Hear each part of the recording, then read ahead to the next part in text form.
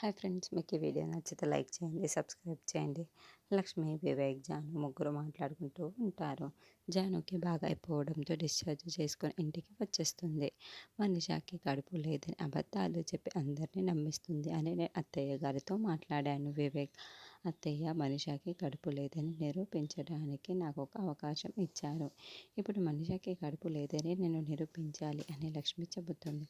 ఎలా అక్క, మనిషాకి కడుపు లేదని నిరూపించడం చాలా కష్టమైన పని కదా, తను టెస్ట్ చేయించుకోదు, ఇప్పుడు ఎలా అక్క నిరూపించడం అని జాను టెన్షన్ పడుతూ ఉంటుంది. బ్లడ్ టెస్ట్ ద్వారా కూడా కడుపు ఉందో లేదో కూడా తెలిసిపోతుంది జాను. తనని హెచ్జిసిజి టెస్ట్ అంటారు.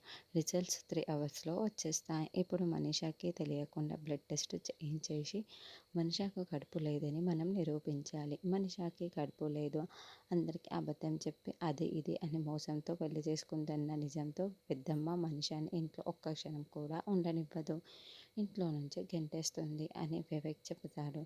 కానీ మనీషాకి తెలియకుండా బ్లడ్ టెస్ట్ చేయించడం ఎలా, అది కూడా కష్టమే కదా అని జాను అంటుంది. మనీషాకి తెలియకుండా బ్లడ్ టెస్ట్ చేయిస్తాం జాను అని లక్ష్మి అనడంతో అదే ఎలా అక్క అని జాను చెబుతూ ఉంటుంది. లక్ష్మి, వివేక్ ప్లాన్ చేస్తూ ఉంటారు. మరి ఈ ప్లాన్ అయినా సక్సెస్ అయిపోయి మనిషి కడుపులతో లేదని లక్ష్మి నిరూపిస్తుందా?